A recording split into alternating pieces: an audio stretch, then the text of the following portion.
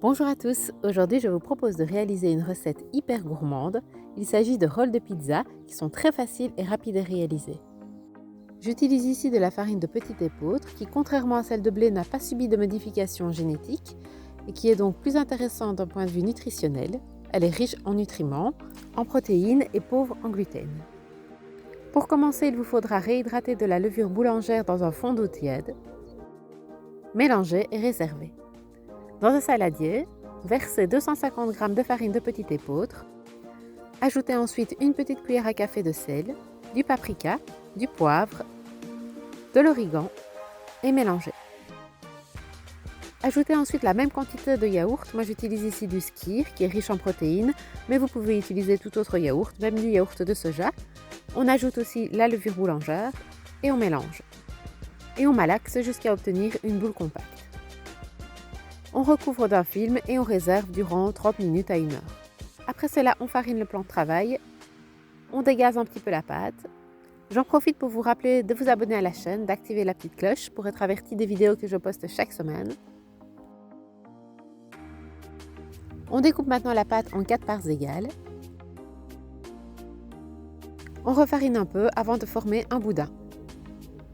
On va utiliser un rouleau à pâtisserie pour aider à l'étaler.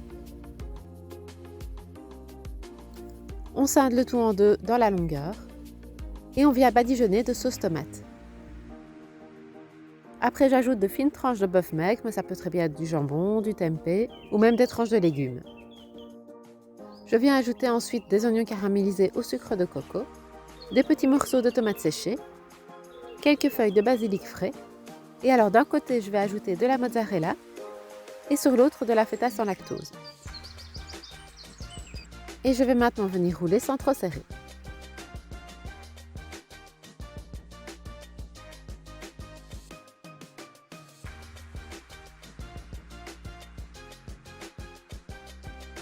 Je vais maintenant couper en deux avec un couteau bien aiguisé et déposer sur une plaque de cuisson.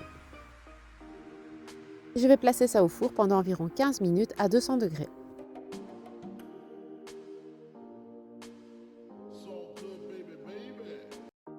Ce que vous pouvez faire aussi, c'est conserver un des quarts de pâte, l'aplatir et le cuire comme un âne.